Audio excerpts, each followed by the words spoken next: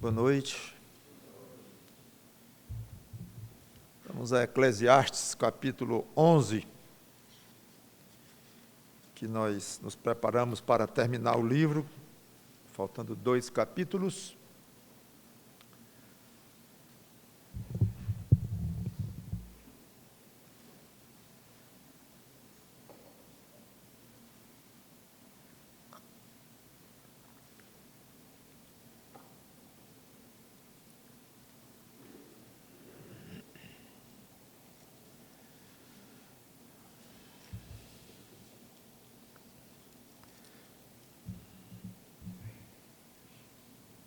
Vamos lendo versículo por versículo. Talvez eu chegue até o versículo 8, não sei. Mas são conselhos, de um lado isolados, conselhos e conceitos. Por um lado isolados e independentes, e por outro são interligados, têm algo em comum. Alguns não são fáceis, como vamos ver, e outros são bem mais acessíveis à nossa lógica. De uma maneira ou de outra, vamos aprender com a palavra de Deus. Eclesiastes capítulo 11, versículo 1, diz assim: lança o teu pão sobre as águas, porque depois de muitos dias o acharás. Vamos orar. Santo Deus, nosso bom Pai, que o Teu Espírito Santo nos ajude, pedimos, na exposição destas frases, desses conceitos, conselhos, que o próprio Espírito Santo iluminou o autor, que entendemos ser Salomão. São muito práticos os conselhos aqui colocados e os princípios, e que a nossa vida se enriqueça com a aplicação dessas coisas. Em nome do Senhor Jesus Cristo e para a honra dEle e para a glória dEle, nós te pedimos e agradecemos de antemão. Amém. Esse primeiro versículo eu vou explicar exatamente o que significa. Não sei. Vamos para o 2? É difícil saber exatamente o que Salomão quis dizer aqui. Os estudiosos tentam ir para lá, tentam ir para cá, e procuram explicar de um jeito ou de outro.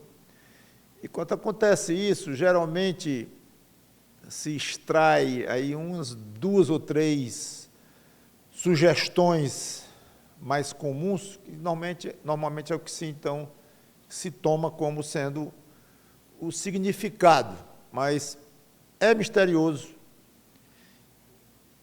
Talvez para os leitores de Salomão na época fosse mais claro. Tem autores, inclusive, comentaristas, que citam provérbios, até um provérbio árabe, outros citam um provérbio de outra origem, bem parecidos com isso aqui. É curioso. E pode ser, certamente, que Salomão tenha tomado algum pensamento da época e, orientado pelo Espírito Santo, tenha colocado, e aí virou palavra de Deus, aí virou escritura. Há muitos provérbios, hoje, ditos populares do povo, que combinam bem com princípios bíblicos. Outros não têm nada a ver, totalmente o contrário. Mas acontece.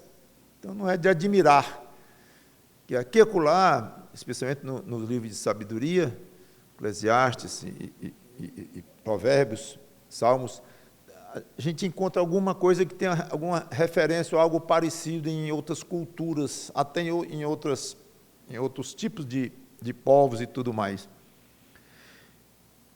Basicamente, 2 sugestões tem aqui. Lança o teu pão sobre as águas, porque depois de muitos dias o acharás. Primeira sugestão é que seria, você tem um pão que está não sei se sobrando, mas não está lhe fazendo tanta falta e que você pode dispor dele de uma maneira ou de outra, então joga em algum lugar, alguém pode encontrar, pode ser útil para alguém e vai voltar de uma certa forma, através de ajuda que você vai receber da mesma pessoa, ou de outra forma, mais ou menos como se fosse o bem que se faz um dia volta, de maneira bem geral. Faça o bem, espalhe o bem, que um dia o bem lhe encontra de volta. Você menos esperar, alguém está lhe fazendo um favor, uma gentileza ou algo que você nem esperava e está precisando tanto. Então, algo mais ou menos assim, bem geral. Sendo literal desta forma, se for literal, não se entende bem porque que pão na água. Inclusive, um desses provérbios que eu citei, diz, joga o teu pão na água, na terra, que pode ser que um dia encontre noutra cultura. Então, pode ser que Salomão tenha resumido aqui e a ideia tenha sido, espalhe o bem, espalhe comida, espalhe alimento, no caso, ou alguma coisa que pode ser útil a outro, que você nem sabe, nem conhece, um dia ele volta para você. Algo assim, que tem todo o sentido, se for de fato esta a ideia. O bem que se faz um dia, ele volta para você em momentos que não está nem se esperando. Um outro pensamento seria tentar diversos tipos de investimento ou modos de ganhar a vida, arriscando um retorno algum dia. Algo do tipo, faça isso, faça aquilo, não deu bem certo aquilo, vá para ali, tente algumas coisas, porque pode ser que um dia um dessas dê resultado, ele pega de volta, ou coisas assim. Há uma ideia bem mais específica que fala de negociar com mercadorias em navios. E eu vou dizer como é que seria mais ou menos. A nova versão internacional em inglês é completamente diferente da nova versão internacional em português. Interessante. Não é uma tradução da outra, não. A português não é a tradução do inglês lá da NIV. Não. A tradução em português do inglês do NIV, da versão internacional, nova versão internacional em inglês, ele diz assim, embarque o seu grão através do mar e depois de muitos dias você receberá um retorno. Eu acho coragem dos tradutores da NIV colocarem assim, porque é evidente que isso é interpretação entre muitas prováveis, eles estão assumindo como se fosse texto bíblico isso. Eu não concordo, pessoalmente, em colocar como uma proposta de tradução da Bíblia. Assim, a tradução, inclusive a nova versão internacional, em português, é mais fiel ao texto. Atire o seu pão sobre as águas e depois de muitos dias, talvez tornará a encontrá-lo. Pronto, ok, é isso aí que está escrito. Mas a outra, em inglês, ela coloca uma interpretação, que é uma das formas que muita gente interpreta. É a ideia de negociar, de fazer negócios, no caso de navios, mandar mercadorias para outros lugares e tal, e pode ser que dê certo. Então, como eu disse, são interpretações bem estimativas, que não se tem a noção, realmente, eu pelo menos não tenho, que estamos indo no âmago, e é isso aqui, tudo indica que é isso aqui, não é bem, é um pouco misterioso mesmo. E por que sobre a água? A gente sabe que o pão sobre a água ele amolece rápido, ou uma bolacha, ou algo assim, um alimento, ele vai perder rápido a consistência, vai se diluir. Então, por que vai encontrar um dia como? É difícil. Então, é uma colocação bíblica muito misteriosa. Versículo 2 começa a ficar bem mais acessível a nós. Reparte com 7 e ainda com 8, porque não sabes que mal sobreviverá à terra. Pode parecer um pouco com uma das interpretações do versículo 1. Há alguns estudiosos que, inclusive, dizem ele está no versículo 2 explicando o 1, quase como se fosse um complemento. Não sei se é. Mas o que significa isso? O que significa isso aqui? Na realidade, a palavra hebraica, traduzida aqui por repartir, tem vários sentidos. Entre eles, dar, repartir de fato, mas aí também tem dividir, que parece com repartir, aí tem investir, que já é bastante diferente conceitualmente.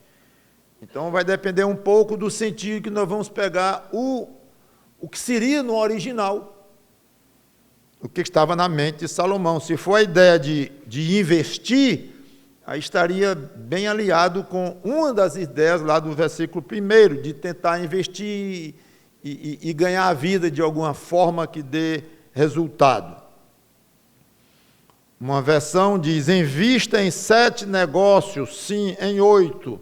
Você não sabe que desastre poderá acontecer ou ocorrer na terra. Embora a Bíblia em si não fala em negócios. Ela diz apenas reparte com 7 ou 8. Então, se esse for o significado, lições práticas aqui: tenha prudência naquilo que você faz, não concentre tudo no mesmo lugar, invista aqui, invista ali. Quando invista aqui, não é só investir um grande patrimônio, o capital dá a ideia de um investidor, não, é a maneira de você concentrar, de você trabalhar para jogar suas energias em o que você vai atuar. Atue aqui, atue ali, atue que uma vai dar certo, ou mais de uma vai dar certo. Então, aí seria, de acordo com o provérbio popular, para não se colocar todos os ovos na mesma cesta, que é um provérbio popular sábio, que tem todo o sentido. Então, seria algo assim. Muito bem, mas o verbo pode ter o sentido de dar, de ajudar, que fica até mais gostoso de interpretar, se de fato é isso que estava na mente do autor. Ajude o maior número de pessoas enquanto você pode, porque você não conhece o futuro. Tem todo sentido. Então, além da noção de ajudar, há aqui o propósito de fazer favores para um dia retornar um desses favores para você, se for o caso. Longe desta ideia aqui, uma sugestão de suborno, de fazer um favor com um espírito muito hipócrita, de só porque você vai querer um crédito junto ao fulano lá, que um dia pode ser que você precise dele com essa intenção mesmo. Não seria o caso que estaria aqui. Nada puramente interesseiro, mas eu entendo que, se for o sentido aqui de dar e de ajudar, ajude a 7, ajude a 8, que você não sabe o que vai acontecer. Então, eu viria aqui a ideia de uma ajuda sincera, mas consciente de que essa ajuda um dia poderá voltar para você, na forma de algum favor da parte de alguém que você ajudou. Eu não vejo problema nenhum aqui. E se eu quisesse estender muito e complicar mais ainda o que já está meio complicado, nós iríamos para Lucas 16, que é a famosa parábola, talvez uma das mais difíceis parábolas de Jesus Cristo, parábola chamada do mordomo infiel, ou do mordomo injusto, algo assim que chamam essa parábola, lá em Lucas 16. É mais ou menos isso que está lá. Muito difícil, muito complicado. Não sei nem se eu tenho alguma pregação em cima desta palavra, talvez um dia eu traga até para cá. Mas a ideia é mais ou menos assim. Aproveite o que você tem na terra, o tempo que você tem, a disposição que você tem, os bens que você tem, os dons que você tem. Faça o bem para pessoas aqui, faça o bem, aproveite, porque de alguma maneira você vai se beneficiar disso lá no céu. Interessante, lá no céu, é o que ele diz. Não sabemos os detalhes disto, não temos muitos detalhes sobre o céu, mas ele diz, ele entende bem de céu. E a parábola ensina claramente isso, e me lembrou isto, enquanto eu estava lendo. Aí um dos comentários que eu li estava lá, vai lá em Lucas 16, tal. Achei curioso, porque de fato parece bastante. Tem um outro tipo de dizer popular entre nós, que você já deve conhecer também: ajude o seu próximo quando você estiver subindo, para quando você estiver descendo, você se encontrar de novo com ele, e ele se lembrar e lhe ajudar, considerando que ele está meio estático, como se o próximo estivesse meio parado ali no canto dele, e você está progredindo, e está indo, subindo, que é uma beleza. Pois ajude-o quando se encontrar com ele, seja favorável, porque um dia você vai descer, provavelmente. Aí você se encontra com a mesma pessoa lá, e ele vai se lembrar, agora é a vez dele lhe ajudar, que você ainda vai passar lá para baixo dele. Outro pensamento popular que tem a ver com o que provavelmente está aqui colocado. Em suma, é uma ajuda que, além do prazer em si de ajudar, alguém disse que, falou de Deus aqui, que ele tem prazer em ser misericordioso. Pois é, então a ideia seria, além do prazer de você ser misericordioso, ou ser um ajudador, você ganharia um bônus adicional de poder ver essa misericórdia que você espalhou, essa benignidade que você deu ou compartilhou, essas ajudas que você deu, ver um dia voltando para você, em momentos que você nunca pensaria que iria acontecer com você, que iria precisar um dia de uma maneira tão forte. Quando você deu, aquilo representava muito pouco para você. E um dia, um centésimo daquilo que você deu, proporcionou, volta para você, e aquele centésimo significa muito para você. Tamanha é a dificuldade da situação em que você se meteu nesta vida. Então, Salomão, aqui no 1, no 2, embora os detalhes a gente fica com um pouco de dificuldade de identificar exatamente, mas é evidente que ele está falando aqui do futuro, das coisas incertas, de como lidar com as incertezas da vida. Isso é claro, que ele está nesse terreno aqui, de uma forma ou de outra, ele está. Então, lição prática: ajude sempre que puder. Pode ser que volte um dia, se voltar, ótimo. Se não voltar, ótimo também. Você ajudaria do mesmo jeito. Mas, repito, não é mal, não é errado, não significa uma pequenez de espírito. Ao você ajudar alguém, você tem uma sensação agradável de dizer: eu estou cultivando créditos, estou abrindo créditos à medida que eu vou ajudando pessoas. Se Deus quiser, se for o caso, esses créditos poderão um dia me beneficiar de uma maneira digna, correta.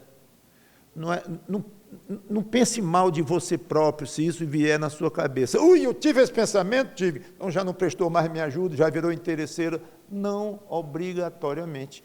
Lembre-se que Jesus Cristo nos incentivou muito a investir no céu, porque lá o nosso tesouro estaria guardado e nós iríamos usufruir deste tesouro. É impossível um crente ser fiel a Deus aqui e esquecer totalmente que tem um crédito lá. É claro que está na nossa mente. Ah, mas isso é muita pequenez minha, é muito interesse da minha parte servir a Cristo aqui, pensando no meu galardão lá. Espera aí. Como é se pensando?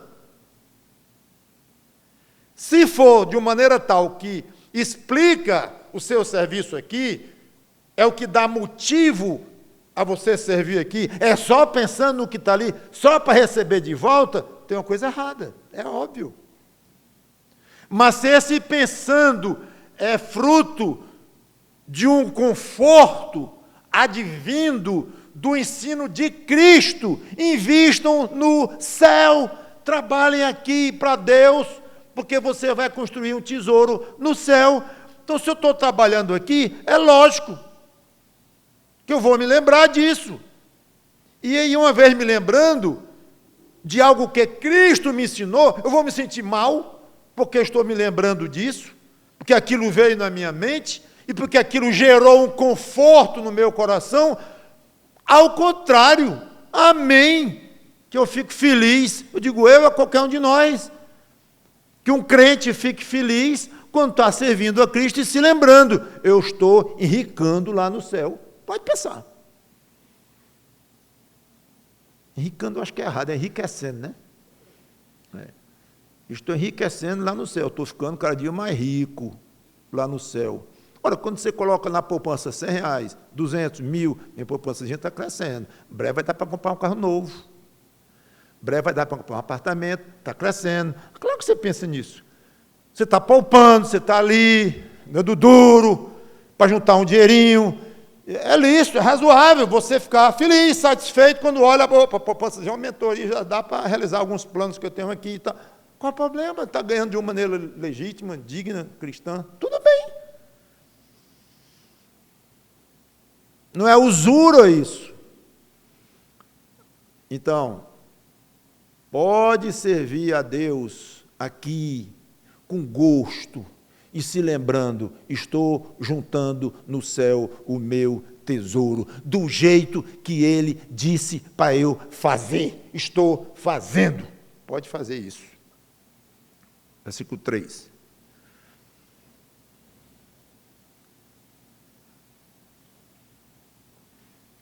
Estando as nuvens cheias, derrama aguaceiro sobre a terra. Caindo a árvore para o sul ou para o norte, no lugar em que cair, aí ficará.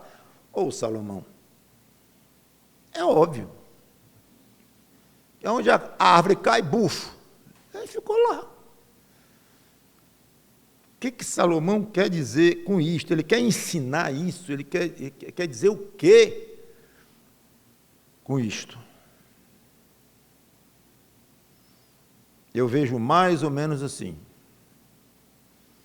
Exceto as pouquíssimas coisas que nós podemos controlar, grande parte do que ocorre ao nosso redor está determinado.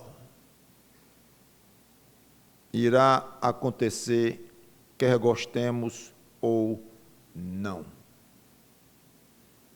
Estando as nuvens cheias, derrama aguaceiro sobre a terra, vai cair água. Não adianta. Vai. Se para você é bom, porque vai regar a sua plantação, ou se cair demais, vai matar suas sementes, ou se para você, no seu contexto, é ruim, chover naquele momento, que o bom era que não caísse uma gota d'água, por causa de alguma coisa que você fez e estava contando que não chovesse, um casamento, né? Em lugar aberto, por exemplo.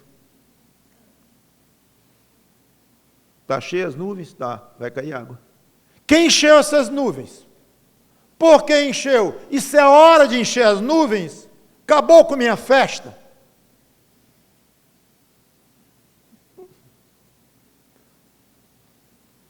Nuvens cheias, vai cair água. Acabou. Agora, isso é óbvio. Uma criança sabe disso aí. Mas é curioso como às vezes a gente sabe as coisas, acha óbvio, nem pensa de tão óbvio que é, mas que se aprofundarmos um pouquinho mais, então por que eu fico tão chateado quando chove? Ou o contrário, eu fico tão chateado quando não chove? Por que eu me perturbo tanto com o tempo, com as coisas, o tempo, não só o tempo físico, meteorológico, mas as coisas ao nosso redor? Inflação subiu, inflação desceu. Aí caiu uma árvore no meu quintal. Para que lado ela foi? Que foi? O lado que ela foi? Foi. E lá ficou. Agora, tudo bem, você vai querer tirar e tal, o que você vai fazer com a árvore, eu não sei, vai enterrar, vai fazer graveto para alguma coisa, vai fazer lenha para o seu fogo, eu não sei. Mas do lado que ela caiu, lá ela fica. Então, isso aqui é uma lição prática demais. Tanto que é estranho a gente ver colocado na Bíblia. Mas é. Acostume-se com as coisas que acontecem e você não gosta. Quer ver uma bem agradávelzinha, que acho que você deve gostar demais, eu também sou. Meu dia está feito quando eu encontro isso, um pneu furado. Na hora de sair para o trabalho, claro. Com o filho do lado, enchendo, porque tem prova. Enchendo a paciência. Coitado. Pois é. Secou. Aí você fica louco. Seu dia acabou, começou péssimo. Dali qualquer coisa que aconteça, dali para frente, eu sabia, hoje é o dia. E que você não seja daqueles que dizem, a bruxa está solta. Que bruxa! Então a gente sabe que é óbvio, sabe que acontece com todo mundo e não se acostuma. Ah, o pneu está vazio. Esse é lesado. Lesado? Um cara que reage desse jeito, com um pneu furado, é lesado. Ele é sábio. Lesados somos... Bom, eu vou dizer, somos nós que eu vou me entregar. Eu não sei encarar um pneu furado com a tranquilidade, dizer, a árvore caiu aqui ou caiu ali. Caiu, acabou-se. Então, fugiu do meu controle. O que eu posso fazer? Liga para a escola, você vai chegar atrasado, eu falo com o diretor lá, meu filho, ou o que for. Resolve-se, não tem problema. Não tem problema. Deus quis encher as nuvens d'água e vai cair toró. E vai cair duas árvores, uma para o norte e outra para o sul. E uma delas em cima do seu telhado.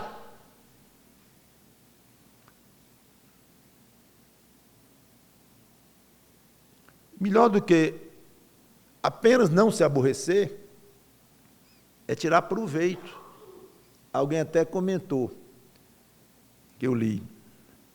De repente, a árvore do camarada caiu lá, ele não estava querendo muito que aquela árvore caísse, mas caiu, haja lenha para a fogueira dele.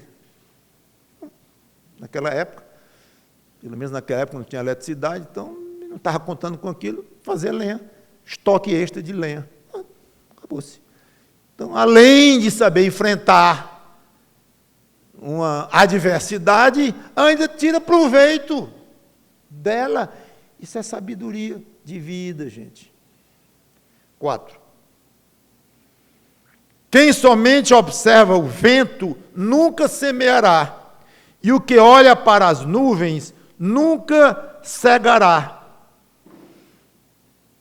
Não adianta apenas observar o movimento do tempo, sem tomar providências para usufruir devidamente. Não adianta. Só ficar olhando. Primeira coisa é, conheça o seu ramo, conheça aquilo que você faz, seja perito, seja profissional. para tirar o máximo de proveito das circunstâncias ao redor. Observa o vento, esse tipo de vento vai acontecer isso, vai acontecer aquilo, sabe mais ou menos o jeito da coisa. E olha para as nuvens. Jesus disse, quando olha para o tempo tal, você sabe ver os sinais do tempo, mas não sabem ver as coisas de Deus. Lembra que ele disse? Porque tem um certo sentido em observar e aplicar devidamente o momento conveniente, a hora certa. Tem médicos que esperam o momento certo da saúde do paciente, ficar num certo ponto lá para fazer, então, uma intervenção, uma cirurgia, ou começar um tratamento, ou coisa assim. Observa, observa. E a ideia aqui é observar e agir. Então, para começo de conversa, observe corretamente. Para quando você for agir, você agir de uma maneira a aproveitar o que vai acontecer ou já está acontecendo. Aí você sabe muito bem o que fazer quando o vento está chegando, mas você fica quieto, não faz nada. Eu vou observar melhor. Está com a bruta de uma preguiça para se levantar e semear a sua semente, embora seja uma figura que poucos aqui eu acho que ao menos sabem o que é isso. Semear uma semente, eu nunca semeei uma. A gente não sabe bem porque é outro tipo de cultura ou coisa assim. Embora hoje muitas pessoas, obviamente, em outros tipos de lugares, saberiam saber muito bem o que é isso. Mas isso é aplicável em qualquer tipo de atividade. Então, não fique inerte, só olhando o vento que vai chover, então está na hora de semear para a chuva germinar a minha sementezinha. Vamos agir, vamos semear, está ventando. Amanhã eu faço isso, amanhã eu faço aquilo, preguiçoso. E se não muito preguiçoso, descansado, desorganizado, eu tinha que ter preparado o arado melhor, ou lá o instrumento que eu precisava, está quebrado há não sei quantos meses. Era para ter consertado, eu não consertei. Está ventando, vai chover, eu acho que eu vou perder a época de plantar essas sementes. Aí observo. É isso que ele quer dizer aqui, faça alguma coisa, ou devia ter feito já. É todo um contexto de agir, de ação, para ter proveito nas coisas desta vida. Muita gente não progride nesta vida aqui, na sua profissão, por isto. Sabia? Por isto. Porque não é preparado devidamente, não se prepara, não leva a sério, não prevê, não se organiza e não age na hora de agir. É por isso. Desorganiza tudo e acaba não produzindo, no caso do exemplo, plantando a sua semente, que a chuva, que o vento está trazendo, vai fazer germinar. É isso.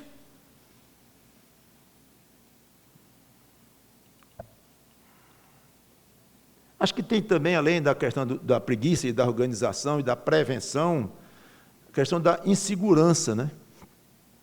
Que aí está muito em função do conhecimento que você tem da sua atividade, do seu ramo, do seu negócio.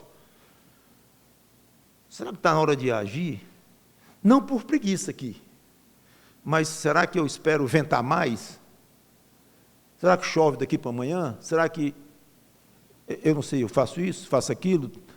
Tem gente que não é por preguiça, não é por desconhecimento, mas é por falta de segurança, ou pelo menos de uma capacidade mínima de bancar certos riscos, que na frente vai falar também questão de risco. Olha a questão de risco que ele já vinha falando desde o versículo 1.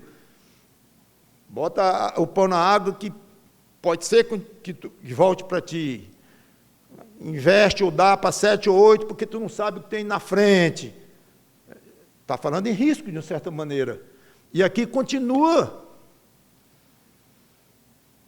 Assumir riscos é uma arte. Peça a Deus sabedoria para isto. Assumir risco pequeno demais pode lhe paralisar. Você não sai do canto. Não vai nem na rua, porque tem um risco de ser atropelado ou de ser assaltado. E vai para outro extremo e assume muito risco, tanto quanto um jogador de pôquer. Aí já é demais. Meio termo. Sabedoria para o meio termo. Peça a Deus sabedoria prática. Versículo 5. Assim como tu não sabes qual o caminho do vento, nem como se formam os ossos no ventre da mulher grávida, assim também não sabes as obras de Deus que faz todas as coisas.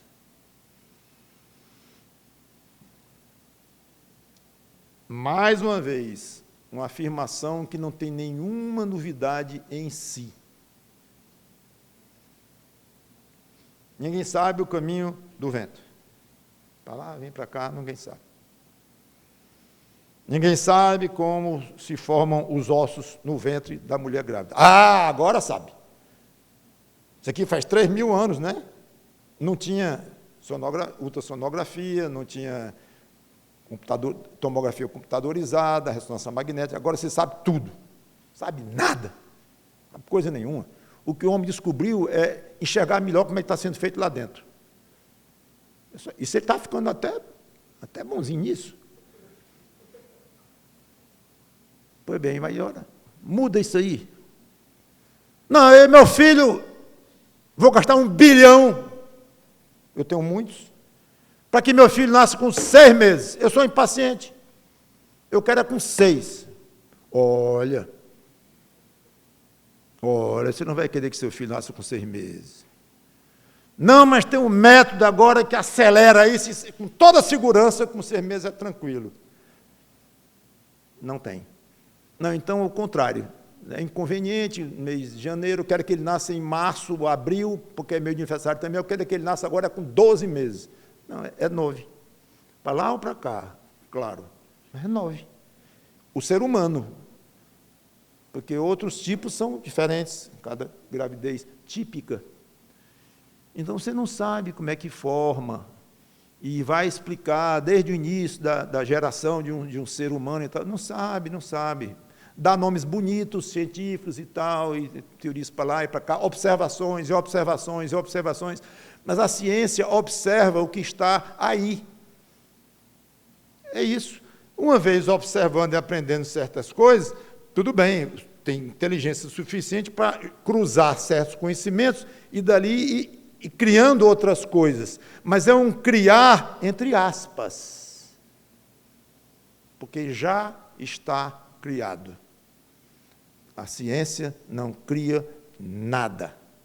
Ela observa e dali ela faz umas criaçõezinhas criativas, inteligentes, mas aproveitando o que já está criado. Então, é muito interessante que Salomão diz uma coisa óbvia. Ninguém sabe o caminho dos ventos, ninguém sabe como é que se formam os ossos no ventre de uma mãe, até hoje não se sabe. Então, não sabes as obras de Deus que fez todas as coisas. Alguém poderia dizer, óbvio. Ah, é? Vai dizer para um cientista. Isso aí. Primeiro que muitos vão dizer assim, que Deus? E outros que se chamam de cristãos, acreditam até em Deus e tudo, mas se metem a fazer prognósticos e fazer afirmações, entram até na área existencial e querem legislar, falar, palpitar sobre as coisas que não entendem nada. E hoje o homem começa a mexer com a ciência, com coisas muito delicadas. Vem quando a gente lê assim, é muito bom, a ciência está progredindo nisso, naquilo e tal, DNA, esse tipo de situação e tal. Mas é bom ter cuidado para não brincar de Deus. De vez em quando, eu leio isso de vez em quando, em lugares seculares mesmo, não brincar de Deus. Pois é. Ó Salomão, 3.000 anos antes, não brinque de Deus. Você não conhece como é que o seu filho está sendo formado no ventre da sua mulher. Explica aí. Explique. Não sei.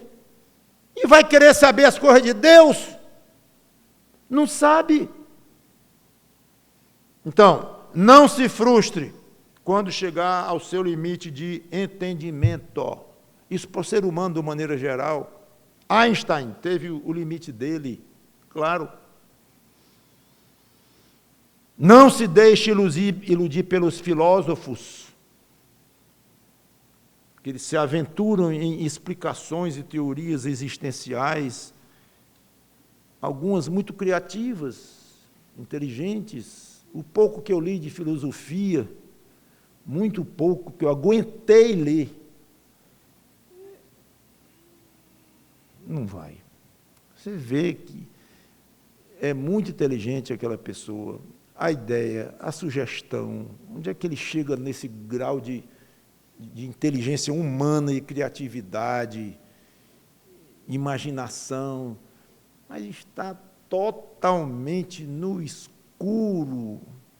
Mas ele não diz que está. Alguns até que são um pouco mais honestos, outros falam com autoridade em cima de coisas que não entendem nada. Aí você vê dois filósofos, amigos, um contra o outro, não concordam com a cor, não concordam com a outra. É claro, estão falando de coisas de Deus, não entendem. Como é que querem falar sobre isso? Então tenha muito cuidado com filosofias, né, especialmente os jovens estão aí nas faculdades, descobrindo coisas. Ler filosofia de pagãos, vou dizer uma coisa meio bruta, para mim é perda de tempo. Talvez na faculdade que exige alguma coisa, para você fazer uma prova e tal, mas você comprar um livro e ler sobre o que pensava o fulano, o ciclano, o filósofozão e tal. É muito melhor você mergulhar nas Escrituras. Você mal tem tempo de conhecer a Bíblia. Se todo crente empregasse no estudo da Bíblia, da Palavra de Deus, o tempo que gasta em coisas desse tipo, que não tem o menor futuro. E tenha cuidado também com teólogos cristãos, que se metem a filosofar sobre coisas que a Bíblia não explica. Esses são mais perigosos. Porque o pagãozão você vê logo ali, mais rápido. Mas quando é um doutorzão aí, que é pregador, escritor, cristão, acadêmico e tal, é bom ter muito cuidado. Porque vai falar de coisas que não sabe. Mas conhece bem as Escrituras e está por trás de muitos títulos, muito estudo, e acaba impressionando. E quem é você? Você pode pensar, quem sou eu para não concordar, para discordar, para confrontar? Não. Aí você acaba engolindo ou absorvendo alguma coisa.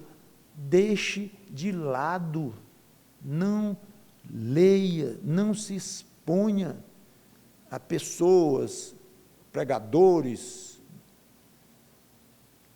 cristãos, ou que se chamam de cristãos, ou que sejam cristãos mesmo, não sei, não importa, mas que você já sabe que dali saem coisas boas e saem coisas ruins, saem coisas boas e saem coisas ruins. Você receber um prato no restaurante e o garçom disser, olha, tem comida boa e comida, mais ou menos. Claro. Então, não se alimente de coisas dúbias. Não, nossa mente já é tão pequenina, tão frágil, nosso tempo é tão pouco, e tantas coisas boas para nós nos alimentarmos, vamos gastando tempo com coisas ruins, sem falar na filosofia do mundo pervertida, que muitos se deixam expor horas e horas e horas com mídia, com televisão, com tudo mais, entrando filosofia ali, não de uma forma como uma palestra de um filósofo, mas através dos diálogos e tudo mais, das histórias, dos dramas, e tome filosofia mundana, anti-Deus. Cuidado. Não sabes as obras de Deus que faz todas as coisas. Fique quieto e aprenda o que tem nas Escrituras, só. Agora, é um conselho muito bitolado para os dias de hoje. Muito. É algo que o mundo deve olhar e dizer, é muita estreiteza. Como é que o homem chega lá, vai para um púlpito, ainda bota na internet um conselho dizendo para ficar na Bíblia o mais possível e não perder tempo com outras coisas. É muita estreiteza, muita miopia. Mas nós sabemos que o mundo é o contrário das coisas de Deus. Versículo 6.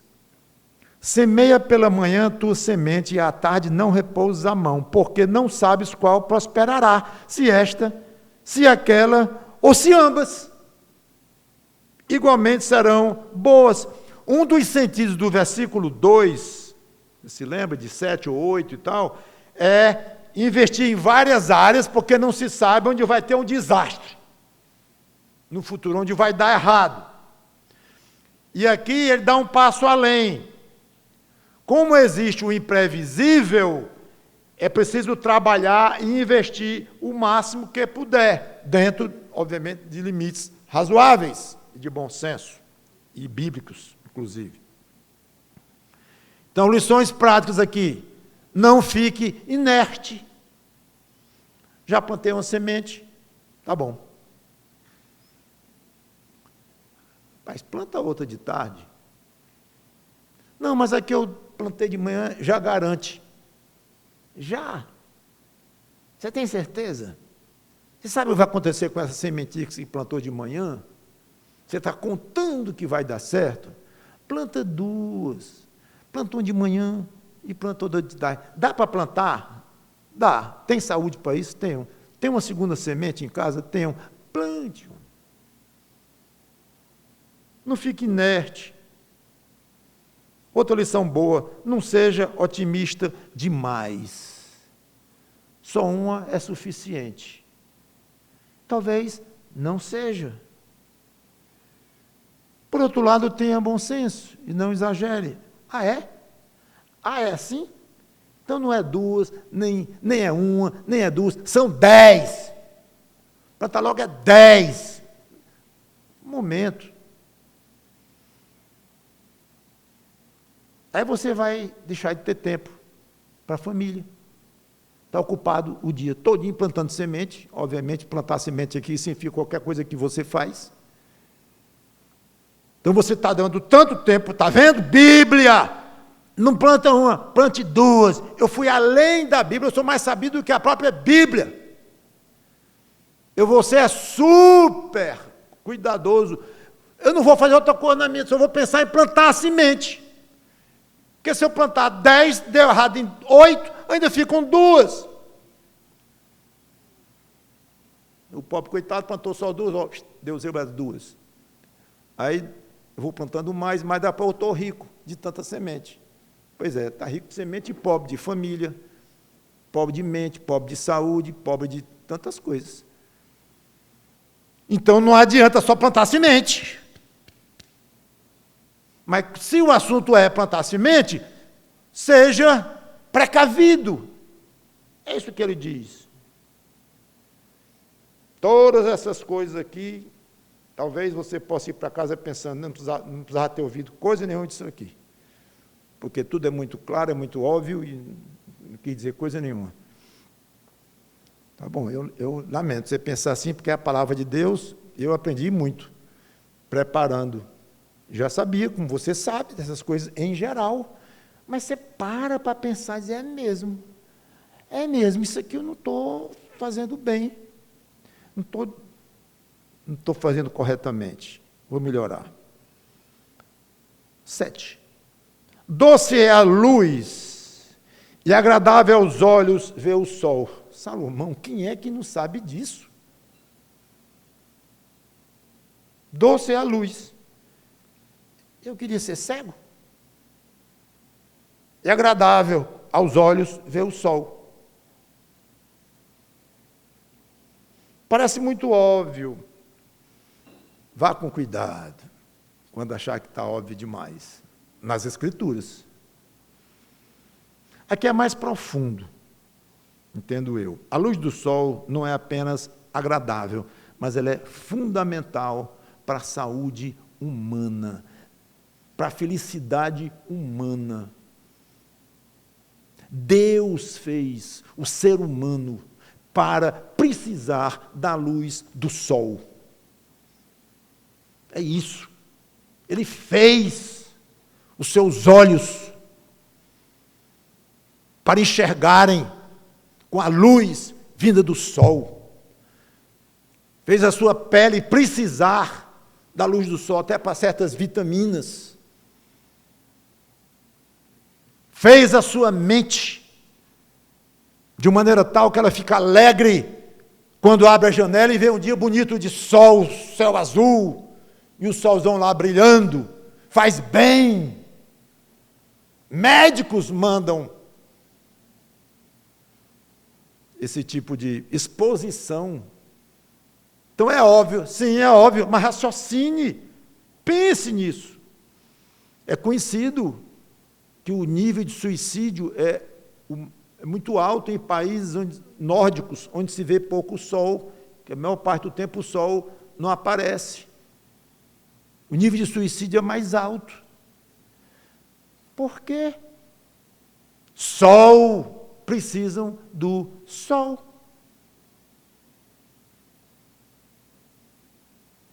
Lição prática. Se exponha a lugares iluminados. Se exponha a lugares agradáveis. Apartamento. Você mora no segundo andar, o prédio tem 20 andares, tem 18 camadas em cima de você. Haja camada para você enxergar o sol, né? Bum! Aí você vai sair, entra num carro e vai para outro lugar, aí fica enfurnado em algum lugar aí, não sei quantas horas. E quando vê o dia está passando, os dias se passam e você pouco se expôs para a natureza. O sol aqui, vamos abrir um pouquinho mais para a natureza, onde o sol está aberto, estão abertas ali as árvores para você enxergar, os passarinhos e o ar, que não seja poluído, né? Um conselho simples, mas se exponha mais ao sol, à luz do sol, porque você precisa, até para a sua saúde mental.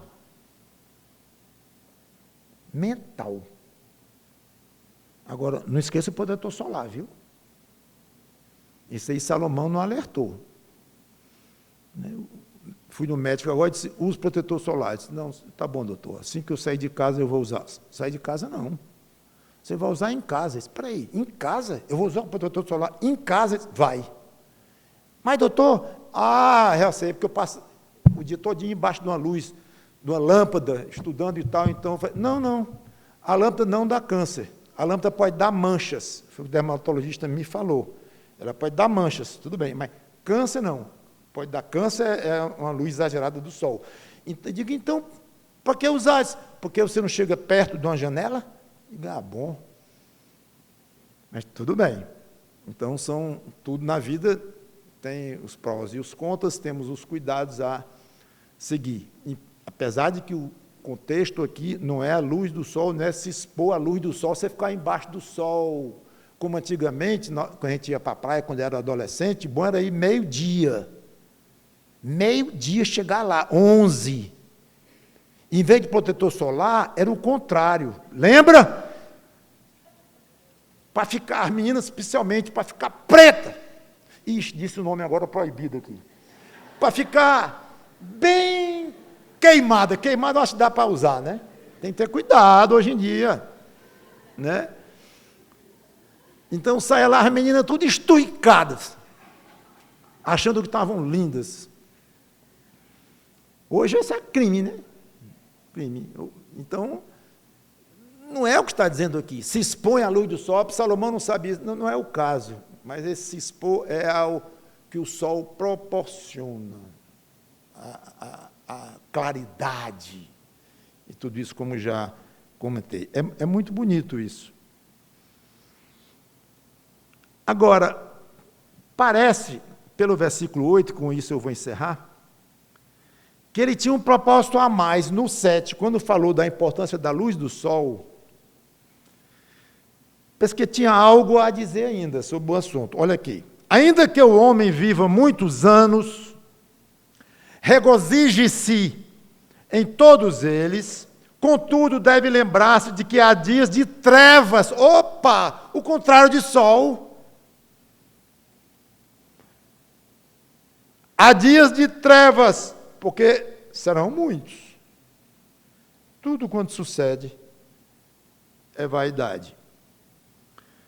Parece que ele quer lembrar, mais uma vez, o que todos já sabemos, mas que por mais agradável e importante que seja a luz do céu, a claridade que o céu proporciona em nossas vidas, haverá muitos dias de trevas, literais inclusive, nuvens espessas, chuvas, tempestades, ou simplesmente sem sol visível no céu. Mas aqui eu acho que ele quis usar mais um sentido metafórico, muito provável. Na vida há dias de trevas, de sofrimento, tristeza, choro. Sim, nós sabemos disso, Salomão. E aí? Aí saiba aproveitar a vida com os dias de sol e com os dias de tempestade. É muito bom a luz do sol, mas não vai ter luz do sol todo dia. Faz parte do plano de Deus, dentro da maldição que ele jogou sobre a raça humana após o pecado de Adão. Então, lições aqui. Aproveite bem dias alegres e agradáveis. Se lembre que está passando um dia alegre. Se lembre que está vivendo um dia agradável. Simples. Simples, mas agradável. Agradável. Meu marido está aqui, minha mulher está aqui, meus filhos, a saúde está relativamente boa. Estamos aqui de noite, tudo em paz, já vamos dormir. Coisa boa esse dia. Se o dia de amanhã for igual a esse, que beleza, que bom. Tivemos pequenas alegrias, ou grandes alegrias.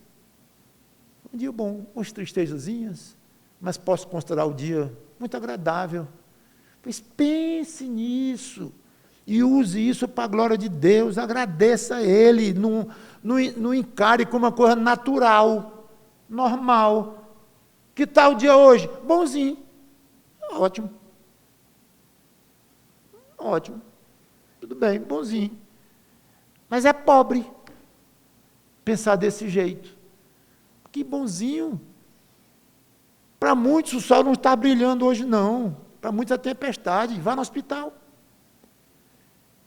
Então, para você estar tudo bem hoje, vibre com isto, faça disso uma parte da sua oração a Deus. Segundo, não se espante com os dias tristes e sombrios. Não se espante, eles vão chegar. Eles vão chegar. Não tem dúvida. Não se espante. Porque muitos de nós colocamos uma carga dupla com as dificuldades quando chegam. Além de sofrer pela própria dificuldade em si, se abate porque está tendo uma dificuldade. De novo, eu estou com isso aqui, novamente, aí começa a filosofar e tirar pensamentos com base naquela dificuldade, associando com a outra que teve há pouco tempo, com outra que deverá chegar de novo, e faz daquilo um sofrimento extra, em vez de dizer assim, eu vou tentar resolver esta dor aqui agora, se o assunto for uma dor, vou resolver agora e pronto. Tá bom, se repetir isso aqui, eu vou no médico, faço os exames, vou cuidar aqui, vamos passo a passo. Mas não, a gente fica olhando para dentro de si e tirando coisas, e fica aí que a vida fica mais complicada ainda. Aí começa a ficar tudo meio turvo. A vida começa a ficar meio preto e branco, e brevemente mais preto do que branco. E talvez feche o tempo mesmo e fique preto. Quando vem a depressão, quando vem a tristeza profunda. Então, tenha cuidado. Não é que fazendo isso você vai se livrar de uma depressão, coisa assim. Não. E é algo muito complexo. Tem gatilhos e tal, que podem acelerar isso, deflagrar e tal. Não vou entrar nisso. Mas, procure encarar os dias de sol com alegria, vibrantemente, e os dias de tempestade com naturalidade. Não ficar vibrando quando está uma tempestade, é até estranho. Mas faz parte. Vou esperar chegar o sol de novo. E não permita que os dias de trevas roubem a sua vontade, a sua capacidade de se alegrar na vida como um todo. Como eu disse, se alegrar no próprio dia da dor, do sofrimento, é difícil, querer, muito provavelmente, remar contra a maré. É natural, é humano. Ok? Mas que isso não tire a alegria da vida, de uma maneira geral. E antes de ele partir para o final do livro mesmo, que é aqui no versículo 9 do 11 até o final do 12, tudo quanto sucede é vaidade. Eu não sei se ele quis encerrar aqui praticamente o livro, já partindo para o final mesmo, ou se é só com o que ele acabou de dizer, não sei. Vocês sabem que ele repetiu várias vezes esse conceito, essa palavra. Mas, porque ele colocou exatamente aqui, não sei. Talvez para dizer, olha, tudo que eu tenho dito aqui, considerando que está falando das últimas frases, tudo isso aqui é importante. Questão o vento que está soprando, a nuvem que vai cair água, e procura se preparar para o futuro, ajudando pessoas. Tudo isso aqui é muito bom, e são palavras que eu tenho para ajudar vocês. Mas, no fim, essas coisas tudo se resumem à terra. Que é, todos os versículos que nós lemos aqui, exclusivamente de coisas desta vida, práticas. Isso aqui tudo é nulidade, é vazio no sentido de coisas daqui, comparativamente com as coisas do alto. E agora ele vai entrar forte. Daqui para frente vocês vão ver nas coisas do alto, lembrando do Criador, para os jovens se lembrar do Criador, para todo mundo se lembrar que um dia vai ficar velho, e ele descreve a velhice de uma maneira belíssima, como vocês sabem, vamos ver lá no 12, tudo mais. Então ele vai se voltar para cima agora de uma maneira espetacular e encerrar o livro dele.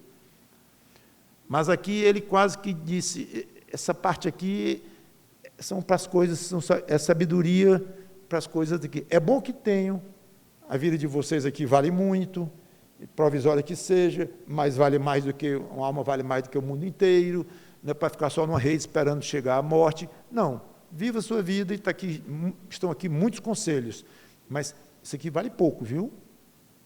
Isso aqui vale pouco. O que importa são as coisas do alto. Vamos orar. Obrigado, Senhor Deus, pela Tua palavra prática, muito prática, algumas bem misteriosas, praticamente só o versículo 1, depois já deu para entender bem, pelo menos com algumas opções. Nenhuma grande novidade aqui, Senhor Deus. É até interessante.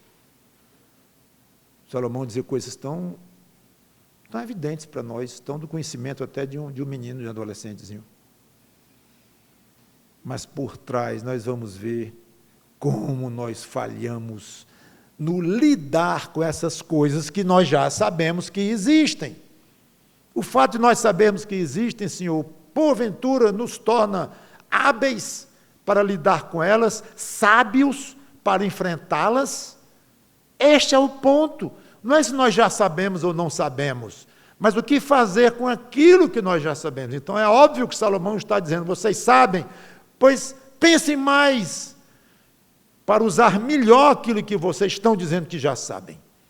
Então nos ajuda a ter mais sabedoria para as coisas da terra, que é importante para o nosso viver aqui, até para o nosso serviço a Ti, nesta terra, mas lembrando que tudo aqui é vão, comparado com as coisas do alto, para onde nós devemos estar primariamente conectados e ligados. Em nome do Senhor Jesus Cristo, para a honra e glória dele te pedimos. Amém.